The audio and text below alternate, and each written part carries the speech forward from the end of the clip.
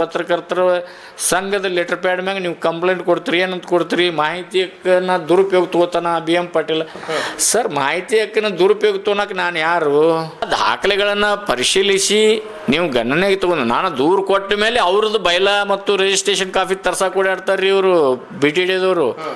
ಇವ್ರು ಎಷ್ಟು ಜಾಣ ಕುರುಡುತನ ಪ್ರದರ್ಶನ ಮಾಡ್ತಾರಂದ್ರೆ, ಯಾವಾಗ ಬಸನಗೌಡ ಪಾಟೀಲ್ರು ನಿಮಗೆ ಮಾಹಿತಿ ಕೇಳಿದ್ರು ಅವಾಗ ಓಡಾಡಕತ್ರಿ, ಹೌದಾ? ನೀವು ಇದನ್ನು ಹೆಂಗೆ ತೊಗೊಂಡ್ರಿ ಜಾಗ ಅನ್ನೋದು ನನಗೆ ಗೊತ್ತೈತಿ. ಕೊಟ್ಟವ್ರು ಎಷ್ಟು ಜಾಣರದಾರ ಅದು ಗೊತ್ತೈತಿ ನನಗೆ. ಸರ್, ಇನ್ನೊಂದು ಪ್ರಮುಖವಾಗಿರುವಂತಹ ಒಂದು ಆರೋಪವನ್ನು ತಾವು ಮಾಡ್ತೀರಿ ಏನು ಅಂತಂದರೆ, ಈ ಪತ್ರಿಕಾ ಭವನಕ್ಕೆ ಸಂಬಂಧಪಟ್ಟಂತೆ ಅಲ್ಲಿ ಏನು ಪತ್ರಿಕಾ ಭವನಕ್ಕೆ ಸುಮಾರು ಒಂದು 2 ಎಕರೆ ಜಾಗವನ್ನು ಏನು ಕೊಡ್ತಾರೆ. ಸೊ ಆ ಜಾಗದಲ್ಲಿ ಪತ್ರಿಕಾ ಭವನವನ್ನು ಬಿಟ್ಟು ಹಾಗೆ ಒಂದಿಷ್ಟು ಪ್ರದೇಶವನ್ನು ಪತ್ರಿಕಾ ಭವನಕ್ಕೆ ಮೀಸಲಿರಿಸುವಂತಹ ಒಂದಿಷ್ಟು ಸ್ಥಳವನ್ನು ಬಿಟ್ಟು ಉಳಿದಂತಹ ಸ್ಥಳವನ್ನು ಹಿರಿಯ ಪತ್ರಕರ್ತರ ಹೆಸರಿನಲ್ಲಿ ಮಾಡುವಂತಹ ಒಂದಿಷ್ಟು ಹುನ್ನಾರ ನಡೆದಿತ್ತು ಅಂತ ಹೇಳಿ ಒಂದಿಷ್ಟು ಆರೋಪವನ್ನು ಮಾಡಿದ್ರಿ. ಹಾಗೆ ಅವರ ಫೋಟೋಗಳನ್ನ ಹಚ್ಚಿ ಅವರ ಹೆಸರಿಗೆ ಮಾಡುವಂತಹ ಒಂದಿಷ್ಟು ಕಾಗದ ಪತ್ರಗಳು ಸಿಕ್ಕಿರುವಂಥದ್ದು ಅಂತ ಹೇಳಿ ಒಂದಿಷ್ಟು ಆರೋಪವನ್ನು ತಾವು ಮಾಡಿದ್ರಿ. ಸರ್, ಏನು ಸರ್ ಆ ಒಂದು ಪ್ರಕರಣ ಅಥವಾ ಆ ಒಂದು ವಿಷಯಕ್ಕೆ ತಾವು ಹೇಳೋದಾದರೆ?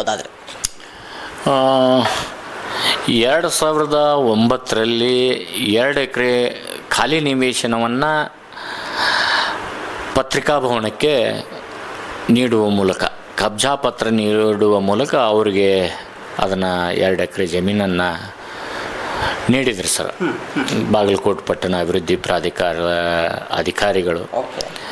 ಅದು 2009ರಲ್ಲಿ ಏನು ನಿವೇಶನದ ಕಬ್ಜಾ ಪತ್ರವನ್ನು ಪಡೆದುಕೊಂಡಂಥ ಅಧ್ಯಕ್ಷರು ಮತ್ತು ಕಾರ್ಯದರ್ಶಿಗಳು ನಂತರದ ದಿನಗಳಲ್ಲಿ 2009ರಿಂದ ನಂತರದ ದಿನಮಾನಗಳಲ್ಲಿ ಅಲ್ಲಿ ಪತ್ರಿಕಾ ಭವನವನ್ನು ನಿರ್ಮಾಣ ಮಾಡಿದರು. ಕೇವಲ 10 ಗುಂಟೆ ನಿವೇಶನದಲ್ಲಿ. ಒಟ್ಟು ನಿವೇಶನ 2 ಎಕರೆ. 2 ಎಕರೆ ಅಂದ್ರೆ 40 ಗುಂಟೆ. 1 ಎಕರೆಗೆ 40 ಗುಂಟೆ. ಒಟ್ಟಿನಲ್ಲಿ 80 ಗುಂಟೆ ನಿವೇಶನ. ಅದರಲ್ಲಿ ಏನು ಮಾಡಿದರು, ಕೇವಲ 10 ಗುಂಟೆಯಲ್ಲಿ ಪತ್ರಿಕಾ ಭವನವನ್ನು ಕಟ್ಟಡವನ್ನು ನಿರ್ಮಾಣ ಮಾಡಿದರು. ಆನಂತರ 2015ರಲ್ಲಿ ಈ ಪತ್ರಿಕಾ ಸಂಘದವರು, ಪತ್ರಿಕಾ ಏನು ಕರ್ನಾಟಕ ಬಾಗಲಕೋಟೆ ಜಿಲ್ಲಾ ಕಾರ್ಯನಿರತ ಪತ್ರಕರ್ತರ ಸಂಘದವರು, ಇಲ್ಲಿ ಗಮನಿಸಬೇಕಾದಂಥ ವಿಷಯ, ನೀವು ಬಾಗಲಕೋಟೆ ಜಿಲ್ಲಾ ಕಾರ್ಯನಿರತ ಪತ್ರಕರ್ತರ ಸಂಘ ಬಾಗಲಕೋಟೆ ರವರ ಹೆಸರಲ್ಲಿ ನೀಡಿರುವಂಥ ಅದು ಜಮೀನು ಏನಾಯಿತು, ಅದು ಕಟ್ಟಡವನ್ನು ನಿರ್ಮಿಸಿದರು. 2015ರಲ್ಲಿ ಇವರೊಂದು ಮಾನ್ಯ BTD ಅಧಿಕಾರಿಗಳಿಗೆ ಒಂದು ಪತ್ರವನ್ನು ಬರೀತಾರೆ. ಅದು ಅಫಿಡೇವಿಟ್ ಮೂಲಕ, ಸಾದಾ ಅರ್ಜಿ ಅಲ್ಲ. ಅದರಲ್ಲಿ ಏನಂತ ಬರೀತಾರೆ, ಈಗಾಗಲೇ ನಾವು ಪತ್ರಿಕಾ ಭವನಕ್ಕೆ 2 ಎಕರೆ ಜಮೀನನ್ನು ನಾವು ತಮ್ಮಿಂದ ಪಡೆದುಕೊಂಡಿದ್ದೇವೆ. ಸದ್ಯದ ಪರಿಸ್ಥಿತಿಯಲ್ಲಿ 10 ಗುಂಟೆಯಲ್ಲಿ ಪತ್ರಿಕಾ ಭವನ ನಿರ್ಮಾಣಗೊಂಡಿದೆ. ಇನ್ನೂ 10 ಗುಂಟೆ ಖಾಲಿ ನಿವೇಶನವನ್ನು ಪತ್ರಿಕಾ ಭವನಕ್ಕೆ ಮೀಸಲಿಟ್ಟು ಇನ್ನುಳಿದಂಥ 60 ಗುಂಟೆ ಪ್ರದೇಶದಲ್ಲಿ 2015ರಲ್ಲಿ ಕೊಟ್ಟರಂಥ ಅಫಿಡೇವಿಟ್ನಲ್ಲಿರುವಂಥ ವಿಷಯನ ಹೇಳ್ತೀನಿ ನಿಮ್ಮ ಹತ್ರ. ಅಂದಿನ 21 ಜನ ಹಿರಿಯ ಪತ್ರಕರ್ತರ ಹೆಸರಿನಲ್ಲಿ, ಅವರು ಹೆಸರನ್ನು ಹೇಳೋಕ್ಕೆ ನಾನು ಇಷ್ಟಪಡೋದಿಲ್ಲ,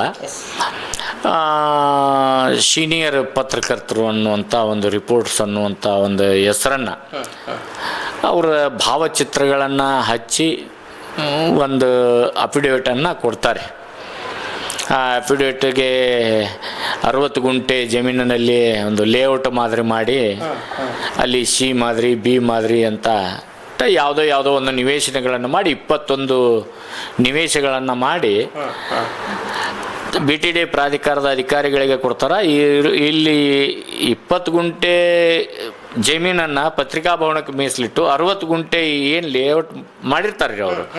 ಯಾಕಂದ್ರೆ ಸಿವಿಲ್ ಇಂಜಿನಿಯರ್ ಕಡೆಲಿಂತ ಒಂದು ಇದನ್ನು ಮಾಡಿಸ್ತಾರೆ, ಅದಕ್ಕೆ ಮ್ಯಾಪ್ ಮಾಡಿಸಿ ಲೇಔಟ್ ಮಾಡಿ ಕೆಲವೊಂದು ಮಾಡ್ತಾರೆ, ಏನೇನು ಮಾಡಬೇಕು ಮಾಡಿ 21 ಜನರಿಗೆ ವೈಯಕ್ತಿಕ ಕ್ರಯಪತ್ರಗಳನ್ನು ಕೊಡ್ರಿ ಅನ್ನುವಂಥ ಒಂದು ಮನವಿಯನ್ನು BTD ಪ್ರಾಧಿಕಾರಕ್ಕೆ ಕೊಡ್ತಾರೆ. ಅದನ್ನು ಅವರು BTD ಪ್ರಾಧಿಕಾರದ ಅಧಿಕಾರಿಗಳು ಅದನ್ನು ನಾವು ಇದ್ರ ಬಗ್ಗೆ ನಾವು ಕೂಲಂಕುಷವಾಗಿ ನಾವು ಪರಿಶೀಲನೆ ಮಾಡ್ತೀವಿ ಅನ್ನುವಂಥ ಮಾತನ್ನು ಇವ್ರಿಗೆ ಅವಾಗ ಭರವಸೆ ಕೊಡ್ತಾರೆ. ಇಲ್ಲಿ ಇಲ್ಲಿ ಮೇಲ್ನೋಟಕ್ಕೆ ಏನು ಕಂಡು ಬರುತ್ತೆ ಸರ, 2 ಎಕರೆ ಜಮೀನನ್ನು ಪಡೆದಿದ್ದು ಅದಕ್ಕೆ ನೀವು ಬಾಗಲಕೋಟೆ ಜಿಲ್ಲಾ ಕಾರ್ಯನಿರತರ ಪತ್ರಕರ್ತರ ಸಂಘಕ್ಕೆ 2 ಎಕರೆ ಜಮೀನು ಪಡೆದಿರಿ. ಒಂದು ಸಂಘದ ಹೆಸರಿನಲ್ಲಿ ಪಡೆದಂಥ ಜಮೀನನ್ನು ಆ ಸಂಘದ ಸದಸ್ಯರಿಗಾಗಲಿ ಹಿರಿಯ ಪತ್ರಕರ್ತರಿಗಾಗಲಿ ತೊಗೊಳಕ್ಕೆ ಬರೋದೇ ಇಲ್ಲ. ಕಾನೂನೊಳಗೆ ಅವಕಾಶ ಇಲ್ಲ ಸರ್. ಇದು ಸಾಮಾನ್ಯ ಜ್ಞಾನ, ಅದನ್ನು ಸಹಿತ ನಾನು BTD ಅಧಿಕಾರಿಗಳಿಗೆ ನಾನು ದೂರು ಮುಖಾಂತರ ಕೊಟ್ಟೆ. ಇದನ್ನು ಈ ಅರ್ಜಿಯನ್ನು ಪರಿಗಣಿಸಬೇಡ್ರಿ, ಯಾಕಂದರೆ ನನಗೆ ಎಷ್ಟೋ ಜನ ಪತ್ರಕರ್ತರು ಅವಾಗ ಪ್ರಶ್ನೆ ಮಾಡಿದರು, ಇನ್ನುಳಿದ ಪತ್ರಕರ್ತರು ನನಗೆ ಪ್ರಶ್ನೆ ಮಾಡಿದರು. ಏನಂತ, ಪಾಟೀಲ್ರ ನೀವು ಒಳ್ಳೇದು ಮಾಡಿರಿ ಅಂದರು ಕೆಲವೊಂದಿಷ್ಟು ಜನ ಪತ್ರಕರ್ತರು. ಅವ್ರ ಹೆಸರು ಹೇಳಕ್ಕೂ ಇಷ್ಟಪಡಂಗಿಲ್ಲ ಸರ್, ಇವ್ರು ಅಷ್ಟೇ ಪತ್ರಕರ್ತರನ್ನು ಅನ್ನುವಂಥ ಮನೋಭಾವನೆ ಆವಾಗ ನಾನು ದೂರನ್ನು ಕೊಟ್ಟಾಗನ ಅವರಲ್ಲಿ ಹೊರಹೊಮ್ಮತದ್ದು. ಇನ್ನುಳಿದ ಪತ್ರಕರ್ತರು ಅಂದರು 70-80 ಜನ ಪತ್ರಕರ್ತರದೀವ್ರಿ, ಇಲ್ಲ ಈಗ ನಾವು ಇದನ್ನು ತೊಗೋತೀವಿ ಆಮ್ಯಾಗ ನಿಮಗೆ ಕೊಡ್ತೀವಿ ಅಂಥೇಳಿ ಅವತ್ತಿನ ಆನಂದ್ ದಲ್ಬಂಜನ್ ಅವರು ಆಶ್ವಾಸನೆಯನ್ನು ಕೊಟ್ಟರಂಥ ಪತ್ರಕರ್ತರಿಗೆ. ನಾನು ದೂರು ದಾಖಲಾದಾಗ, ನಾನು ದೂರನ್ನು ಕೊಟ್ಟಾಗ ಅವಾಗ BTDದವರು ಕೇಳ್ತಾರೆ ಅವರಿಗೆ, ನಾನು ಈ ಸಂಘ ನೊಂದಾಗಿಲ್ಲ ಯಾಕೆ ಕೊಟ್ರಿ ಅಂತ ಕೇಳಿದಾಗ BTD ಅಧಿಕಾರಿಗಳಿಗೆ ಇವರು ಏನಂತಾರ, ನಮ್ಮದು ಕರ್ನಾಟಕ ಕಾರ್ಯನಿರತ ಪತ್ರಕರ್ತರ ಸಂಘ ಸರ್, ಬೆಂಗಳೂರಲ್ಲಿ ನಮ್ಮದು ನೋಂದಣಿಯಾಗಿದೆ ಅಂತ ಹೇಳ್ತಾರೆ ಇವರು. ಅಲ್ಲಿ ಬೈಲಾ ಮತ್ತು ಅಲ್ಲಿ ರಿಜಿಸ್ಟ್ರೇಷನ್ ಕಾಪಿ ಹೋಗಿ ಇವರು BTD ಕೊಡ್ತಾರ. ಇಲ್ಲಿ ನೋಡ್ರಿ ಯಾವ ರೀತಿ ಇದೆ ಅಂದ್ರೆ, ಕರ್ನಾಟಕ ಕಾರ್ಯನಿರತ ಪತ್ರಕರ್ತರ ಸಂಘ ನೋಂದಣಿಯಾಗಿರೋದು ಬೆಂಗಳೂರಿನಲ್ಲಿ. ನೀವು ಬಾಗಲಕೋಟೆಯಲ್ಲಿ ಬಾಗಲಕೋಟೆ ಜಿಲ್ಲಾ ಕಾರ್ಯನಿರತ ಪತ್ರಕರ್ತರ ಸಂಘದ ಹೆಸರಿನಲ್ಲಿ ತಗೊಂಡಿರುವಂಥ ಸಂಘದ ಹೆಸರು ಬೇರೆ ಇದೆ. ಅದಕ್ಕೆ ಇದಕ್ಕೆ ಅಜಗಜಾಂತರ ವ್ಯತ್ಯಾಸ. ಇವ್ರು ಹೇಳ್ತಾರೆ, ಇಲ್ರಿ ನಾವು ರಾಜ್ಯ ಸಮಿತಿ ಪತ್ರಿಕಾ ನಮ್ಮ ಸಂಘದ ಹೆಸರಲ್ಲೇ ತೊಗೊಂಡಿವಂತೆ. ಸರ್, ನೀವು ರಾಜ್ಯ ಸಮಿತಿ ಸಂಘದ ಹೆಸರಲ್ಲೇ ತೊಗೊಂಡಿದ್ದಾರಲ್ಲ, ಇದು ರಾಜ್ಯ ಸಮಿತಿಯವ್ರ ಹೆಸರಲ್ಲೇ ನೋಂದಾಗಬೇಕಲ್ಲ, ಮತ್ತು ಇಲ್ಲಿ ಕಾರ್ಯದರ್ಶಿಗಳು ಅಧ್ಯಕ್ಷರ ಹೆಸರಲ್ಲೇ ಹೆಂಗೆ ನೋಂದಾಯ್ತು? ನಾಳೆ ನಾನು ಕೊಡ್ತೀನಿ, ನಮ್ಮ ಸಂಘಕ್ಕೊಂದು 5 ಎಕರೆ ಜಮೀನು ಕೊಡ್ರಿ ಸರ್. ಎಲ್ಲ ದಾಖಲೆಗಳನ್ನು ಪರಿಶೀಲಿಸಿ ನೀವು ಗಣನೆಗೆ ತಗೊಂಡು, ನಾನು ದೂರು ಕೊಟ್ಟ ಮೇಲೆ ಅವ್ರದ್ದು ಬೈಲಾ ಮತ್ತು ರಿಜಿಸ್ಟ್ರೇಷನ್ ಕಾಪಿ ತರ್ಸಕ್ಕೆ ಓಡಾಡ್ತಾರ್ರಿ ಇವರು BTDದವರು. ಇವ್ರು ಎಷ್ಟು ಜಾಣ ಕುರುಡುತನ ಪ್ರದರ್ಶನ ಮಾಡ್ತಾರಂದ್ರೆ, ಯಾವಾಗ ಬಸನಗೌಡ ಪಾಟೀಲ್ರು ನಿಮಗೆ ಮಾಹಿತಿ ಕೇಳಿದ್ರು ಅವಾಗ ಓಡಾಡಕತ್ರಿ. ಹಂಗಾದ್ರೆ ಹೆಂಗೆ ಸರ್ ಅದು? 21 ಜನ ಪತ್ರಕರ್ತರಿಗೆ, ಸೀನಿಯರ್ ಪತ್ರಕರ್ತರಿಗೆ ವೈಯಕ್ತಿಕ ಕ್ರಯ ಪತ್ರಗಳನ್ನು ಕೊಡ್ರಿ ಅಂತೇಳಿ ನೀವು ಅಫಿಡೇವಿಟ್ ಕೊಡ್ತೀರಿ. 21 ಜನ ಸೀನಿಯರ್ ಪತ್ರಕರ್ತರದು ನೀವು ಅಲ್ಲಿ ಫೋಟೋ ಭಾವಚಿತ್ರಗಳನ್ನು ಹಚ್ಚಿ ಕೊಡ್ತೀರಿ. ಈಗ ನೋಡ್ರಿ, ನಾನು ಯಾರ್ದು ತೇಜೋದಯ ಮಾಡಕತ್ತಿಲ್ಲ. ನೀವು 21 ಜನ ಯಾರನ್ನೋದು ನನಗೆ ಗೊತ್ತೈತಿ, ಹೌದಾ? ನೀವು ಇದನ್ನು ಹೆಂಗೆ ತೊಗೊಂಡ್ರಿ ಜಾಗ ಅನ್ನೋದು ನನಗೆ ಗೊತ್ತೈತಿ, ಕೊಟ್ಟವ್ರು ಎಷ್ಟು ಜಾಣರದಾರ ಅದು ಗೊತ್ತೈತಿ ನನಗೆ. ಸರ್ಕಾರಿ ಯೋಜನೆ ಪಡಿಬೇಕಾದ್ರೆ 108 ದಾಖಲಾತಿಗಳನ್ನು ನಾವು ಒದಗಿಸ್ಲೇಬೇಕು ಸರ್, ಹೌದ್ರಿ? ಮತ್ತು ನಾವು ಕಾನೂನಿನ ಚೌಕಟ್ಟಿನಲ್ಲಿ ಪಡಿಬೇಕಾಗಿದ್ದು ಒಂದು ಸಂಘದ ಹೆಸರಲ್ಲೇ ತೊಗೊಂಡು 2 ಎಕರೆನ ಇಂಡಿವಿಜುವಲ್ ಕೊಡ್ರಿ ಅಂದರೆ ಇದು ಯಾವ ನ್ಯಾಯ? ಇನ್ನೂ ಸರ್, ಅದು ನಾನು ಕೊಟ್ಟಂಥ ದೂರನ್ನು ಪರಿಗಣಿಸಿ ಅವರು BTDದವರು ಅದನ್ನು ಅಷ್ಟಕ್ಕೆ ಸ್ಥಗಿತಿಟ್ರು. ಇಲ್ಲಾಂದ್ರೆ ಅವರು ಎಲ್ಲರೂ ಮನೆಗೆ ಹೋಗಿದ್ರು. ನೌಕರಿಯನ್ನು ಕಳ್ಕೊಂಡು ಮನೆಗೆ ಹೋಗ್ತಾರೆ. ಇನ್ನೂ ಅವಕಾಶಗಳು ಉಂಟು ಸರ್ ನನ್ನಲ್ಲಿ, ಇನ್ನೂ ಹೋರಾಟ ಮಾಡುವಂಥ ಅವಕಾಶಗಳು ಇವ. ಕಾನೂನು ನ್ಯಾಯಾಂಗ ವ್ಯವಸ್ಥೆ ಒಳಗೆ ಇವನ್ನೆಲ್ಲ ಹಾಕಿಬಿಟ್ಟಿವಿ ಅಂದ್ರೆ ಏನಾಗತ್ತೆ ಹೇಳ್ರಿ ಸರ್? ಎಲ್ಲ ಕಾನೂನು ಬಾಹಿರವಾಗಿ ಮಾಡಿದವ್ರು ನೀವು, ಮತ್ತು ಪಾಟೀಲನ ಬಗ್ಗೆನ ನೀವು ಮಾನ್ಯ SP ಅವ್ರಿಗೂ ಅರ್ಜಿ ಕೊಡ್ತೀರಿ. ಒಂದು ಸಾರಿ ಅಲ್ಲ, ಒಂದು ಸಾರಿ ನೋಡ್ರಿ. ಇನ್ನೊಂದು ವಿಷಯ ಹೇಳ್ಬೇಕು, ಪತ್ರಿಕಾ ಭವನ ಪತ್ರಕರ್ತರ ಸಂಘಲಿಂತ್ರ ನೀವು ಏನು 2023ರಲ್ಲಿ ಒಂದು ಅರ್ಜಿ ಕೊಡ್ತೀರಿ. ಅಂದಿನ ಮಾನ್ಯ SP ಅವರಾದಂಥ ಜಯಪ್ರಕಾಶ್ ಅವರಿದ್ದಾಗ, ನಂತರದ ದಿನಗಳಲ್ಲಿ ಅದು ಅಲ್ಲಿಗೆ ಮುಗಿದಿತ್ತು ಸರ್. ಅದು ಮುಗಿದಂಥದ್ದನ್ನು ಮತ್ತು ಇವರು ಆನಂದ್ ದಲ್ಬಂಜನ್ ಅವರು ಮತ್ತು ಮಹೇಶ್ ಅಂಗಡಿಯವರು ಇಬ್ಬರೇ ಸೇರಿ ಮತ್ತೆ ಲೆಟರ್ ಪ್ಯಾಡ್ನೊಳಗೆ ನೋಡ್ರಿ, ಇಲ್ಲಿ 60 ಜನ ಸಹಿ ಮಾಡಿ ಅರ್ಜಿ ಕೊಟ್ಟಿರ್ತಾರೆ ಮಾನ್ಯ SP ಅವ್ರಿಗೆ, ಜಯಪ್ರಕಾಶ್ ಅವರಿಗೆ. ನಂತರದ ಮತ್ತೊಂದು ಅರ್ಜಿ ಕೊಡ್ತಾರೆ ಇವರು. ಅಲ್ಲಿ ಮಾನ್ಯ SP ಅವರು ಚೇಂಜ್ ಆಗಿರ್ತಾರ. ಅಲ್ಲಿ ಅಮರನಾಥ್ ರೆಡ್ಡಿ ಅವ್ರು ಬಂದಿರ್ತಾರ ಆ ಸಿಟಿಗೆ, ಮತ್ತು ಅವ್ರು ಬಂದಾಗ ಅವ್ರಿಗೊಂದು ದೂರ ಅರ್ಜಿ ಕೊಡ್ತೀರಿ ನೀವು. ಅಲ್ಲಿ ಏನಂತ ಕೊಡ್ತೀರಿ, ಇಬ್ಬರೇ ಸಹಿ ಮಾಡ್ತೀರಿ. ಇಡೀ ಪತ್ರಕರ್ತರ ಸಂಘದ ಲೆಟರ್ ಪ್ಯಾಡ್ ಮ್ಯಾಗ ನೀವು ಕಂಪ್ಲೇಂಟ್ ಕೊಡ್ತೀರಿ. ಏನಂತ ಕೊಡ್ತೀರಿ, ಮಾಹಿತಿ ಹಕ್ಕನ್ನ ದುರುಪಯೋಗ ತಗೋತಾನ BM ಪಾಟೀಲ್. ಸರ್, ಮಾಹಿತಿ ಹಕ್ಕನ್ನ ದುರುಪಯೋಗ ತೊಗೊಳಕ್ಕೆ ನಾನು ಯಾರು? ಮಾನ್ಯ ಮನಮೋಹನ್ ಸಿಂಗ್ ಅವರಿದ್ದ 2005ರಲ್ಲಿ ಮಾಹಿತಿ ಹಕ್ಕು ಅಧಿನಿಯಮ ಸಾರ್ವಜನಿಕವಾಗಿ ಅದು ಬಳಕೆಗೆ ಬಂತು, ಹೌದಾ? ಅಂದಿನ ಅರ್ಥಶಾಸ್ತ್ರಜ್ಞರು ತಮ್ಮದೇ ಸರ್ಕಾರ ಇದ್ದರೂ ಸಹಿತ ಅವರು ಮನಮೋಹನ್ ಸಿಂಗ್ ಅವರು 2005ರ ಅಧಿನಿಯಮದಡಿಯಲ್ಲಿ ಮಾಹಿತಿ ಹಕ್ಕು ಅಧಿನಿಯಮನ ಪ್ರಕಾರ ತಂದುಬಿಟ್ರು ಸರ್. ಅವ್ರಿಗೆ ಗೊತ್ತಿತ್ತು ನಮ್ಮ ಸರ್ಕಾರದಲ್ಲಿನೂ ಏನಾದರೂ ತಪ್ಪು ತಡೆಗಳು ನಡೆದ್ರೆ ಸಾರ್ವಜನಿಕವಾಗಿ ಇದು ಬಳಕೆ ಆಗಲಿ, ಇಲ್ಲಿ ಭ್ರಷ್ಟಾಚಾರಗಳು ಹೊರಗೆ ಜನರಿಗೆ ಕಾಣಲಿ ಅಂತೇಳಿ, ಹೌದಾ? ಮತ್ತು ನೀವು ನಾನು ಮಾಹಿತಿ ಹಕ್ಕು ಅಧಿನಿಯಮದಲ್ಲಿ ಮಾಹಿತಿ ಕೇಳಬೇಕಾದ್ರೆ 10 ರೂಪಾಯಿದು ಒಂದು ಪೋಸ್ಟಲ್ ಆರ್ಡ್ರ್ ಹಚ್ಚಿ ನಾವು ಒಂದು ಅಧಿಕಾರಿಗೆ ಮಾಹಿತಿ ಕೇಳಿರ್ತೀನಿ. ಯಾವುದೇ ರೀತಿ ದಬ್ಬಾಳಿಕೆ ಇರೋಂಗಿಲ್ಲ. ಇನ್ನೂ ನಾನು ಮಾಹಿತಿ ಕೊಡದೇ ಇದ್ದಂಥ ಇನ್ನೂ ಪ್ರಕರಣಗಳು ನಾನು ಬೆಳಗಾವಿ ಆಯೋಗದಲ್ಲಿ ನಡೀತಾ ಇದ್ದಾವೆ, ಬೆಂಗಳೂರಲ್ಲಿ ನಡೀತಾ ಇದ್ದಾವೆ. ಮಾಹಿತಿ ಹಕ್ಕನ್ನು ದುರುಪಯೋಗ ಪಡಿಸ್ಕೊತಾರ ಪಾಟೀಲ್ರು ಅನ್ನುವಂಥದ್ದನ್ನು ನೀವು ಮಾನ್ಯ SP ಅವ್ರಿಗೆ ಕೊಟ್ಟಾಗ ಅಮರನಾಥ್ ರೆಡ್ಡಿ ಅವ್ರು ಬಂದಾಗ ಮತ್ತೆ ದೂರ ಅರ್ಜಿ ಕೊಡ್ತಾರೆ. ಅದಕ್ಕೆ ಬೇರೆ ಪತ್ರಕರ್ತರು ಯಾರೂ ಸಹಿ ಮಾಡಿಲ್ಲ ಸರ್. ನಿಜವಾಗಿ ಮೆಚ್ಚಬೇಕು ನಾನು. ಯಾಕಂದರೆ ಇವರು ಸುಳ್ಳನ್ನ ಇನ್ನೂ ಏನು ಮೊದಲಿಗೆ ಮಾನ್ಯ SP ಜಯಪ್ರಕಾಶ್ ಅವ್ರು ಕೊಟ್ರಲ್ಲ, ಅಲ್ಲಿ ನನ್ನ ಬಗ್ಗೆ ಇಲ್ಲ ಸಲ್ಲದನ್ನು ಹೇಳಿ ಉಳಿದ ಪತ್ರಕರ್ತರಿಗೆ 50-60 ಜನ ಪತ್ರಕರ್ತರಿಗೆ ನನ್ನ ಬಗ್ಗೆ ಸುಳ್ಳು ಆರೋಪವನ್ನು ಮಾಡಿ ಅವ್ರ ಕೈಲೇ ಸೈನ್ ಮಾಡಿಸಿ ಕೊಟ್ಟಿದ್ದಾರೆ ಸರ್ SP ಅವ್ರಿಗೆ. ಆ ನಂತರದ ಏನು ಅರ್ಜಿ ಕೊಟ್ರಲ್ಲ ಸರ್ ಇವರು ಮಾನ್ಯ SP ಅವರು ಅಮರನಾಥ್ ರೆಡ್ಡಿ ಅವ್ರು ಬಂದಾಗ ಅವಾಗ ಯಾರೂ ಸಹಿ ಮಾಡಿಲ್ರಿ.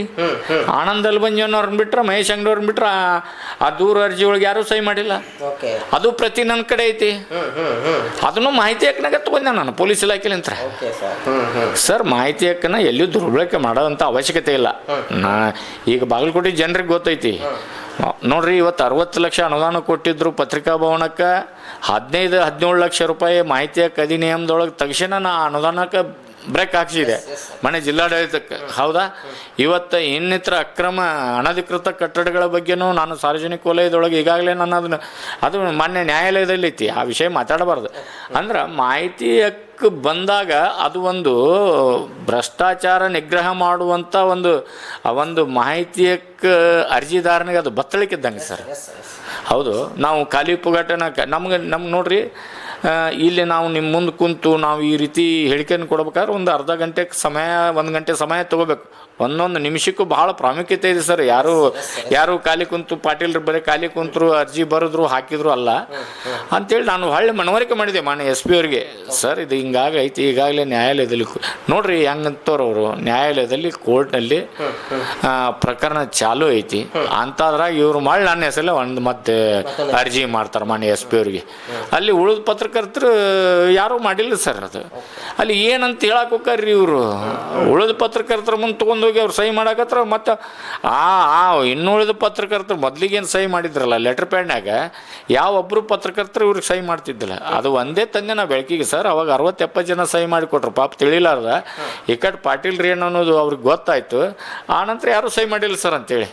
ಇಷ್ಟೆಲ್ಲ ಯಾಕೆ ಹೇಳೋದು ಬಂತಂತಂದ್ರೆ, ಪಾಟೀಲ್ನ ಅಪರಾಧಿ ಅನ್ನುವಂಥವ್ರ ಜೊತೆ ನೀವು ಸಾರ್ವಜನಿಕ ವಲಯದಲ್ಲಿ ಮಾತಾಡ್ತಿರಲ್ಲ, ಅದು ನಮಗೆಲ್ಲ ಕಿವಿಗೆ ಬೀಳ್ತಿರ್ತಾವಲ್ಲ, ಅದಕ್ಕೆ ನಮಗೆ ಮನಸ್ಸಿಗೆ ಒಂದಿಟ್ಟು ತಪ್ಪು ನಾವು ಏನೂ ಮಾಡದೆ ನೀವೇ ತಪ್ಪು ಮಾಡಿ ಮತ್ತು ಆ ತಪ್ಪನ್ನ ಮುಚ್ಚುವಂಥ ಪ್ರಯತ್ನ ಯಾಕೆ ಮಾಡ್ತೀರಿ? ಅದು ಈ ಸಮಾಜಕ್ಕೆ ಒಳ್ಳೆಯದಲ್ಲ, ನಿಮಗೂ ಶೋಭೆ ಅಲ್ಲೋಣ ಅಂತ ಮಾತನ್ನು ನಾನು ಇವತ್ತು ಹೇಳ್ತೀನಿ ಸರ್. ಸರ್, ಇನ್ನು ಮುಂದೆ ಹೇಗಿರಲಿದೆ ಅಂತ ಈ ಪ್ರಕರಣಕ್ಕೆ ಸಂಬಂಧಪಟ್ಟಂತೆ ತಮ್ಮ ಹೋರಾಟ ಹೇಗೆ ಮುಂದುವರಿಯಲಿದೆ? ಅಥವಾ ಲಾಯರ್ ಹೇಳಿದ ಹಾಗೆ ಕಾನೂನಾತ್ಮಕವಾಗಿ ಹೋರಾಟ ಮಾಡ್ತೀರಾ, ಹೇಗೆ ಅನ್ನುತ್ತದೆ ಮುಂದಿನ ನಡೆ ಏನು ಅನ್ನೋದು ಪ್ರಮುಖವಾಗಿ? ಸರ್, ಈಗ ಮಾನ್ಯ ಘನ ನ್ಯಾಯಾಲಯ ಈಗ 50,000 ಪೆನಾಲ್ಟಿ ಹಾಕಿದ್ದಕ್ಕೆ ತಡೆಯಾಜ್ಞೆ ಕೊಟ್ಟಿದೆ. ಮತ್ತೆ ನಾನು ನ್ಯಾಯಾಲಯದ ಮುಂದೆ ಹೋಗಲೇಬೇಕು. ಯಾಕಂದರೆ ಈಗ ತಡೆಯಾಜ್ಞೆ ಕೊಟ್ಟ ನಂತರ ನಾನು ಮತ್ತೆ ಮಾನ್ಯ ನ್ಯಾಯಾಲಯಕ್ಕೆ ನಾನು ವಿನಂತಿ ಮಾಡ್ಕೋಲೇಬೇಕು, ಮನವಿ ಮಾಡಲೇಬೇಕು. ನ್ಯಾಯಾಂಗ ವ್ಯವಸ್ಥೆಯಲ್ಲಿ ಅದು ನಡೀತಿರ್ತೈತಿ. ಈಗ ನ್ಯಾಯಾಂಗ ವ್ಯವಸ್ಥೆ ಒಳಗೆ ನಡೆಯುವಂಥ ಸಂದರ್ಭದಲ್ಲಿ ಇನ್ನಿತರ ಪ್ರಕರಣಗಳು ಬೇರೆ ಬೇರೆ ರೀತಿಯಲ್ಲಿ ನಡೀತಾ ಇದ್ದಾವೆ. ಈಗ ದೂರು ಅರ್ಜಿಗಳನ್ನು ನಾವು ಈಗ ಯಾವ ವಿಷಯಕ್ಕಲ್ಲೇ ಸಂಬಂಧಪಟ್ಟಂಗೆ ಕೇಸ್ ದಾಖಲಾಗಿರ್ತೈತಿ ಅದ್ರ ಬಗ್ಗೆ ಅಷ್ಟೇ ಮಾತಾಡಬೇಕಾಗತ್ತೆ. ನಾವು ಕೋರ್ಟ್ನಲ್ಲಿ ಇರುವಂಥ ಪ್ರಕರಣ ಈಗ ಅದು ಕೇಸ್ ಡಿಸ್ಪೋಸ್ ಆಯ್ತು, ಮುಗಿದು ಹೋಗಿಂದ ಈಗ ಏನಾಯಿತು, ಈಗ ಹೊಳ್ಳಿ ನಮ್ಗೆ ತಡೆಯಾಜ್ಞೆ ಸಿಕ್ತು.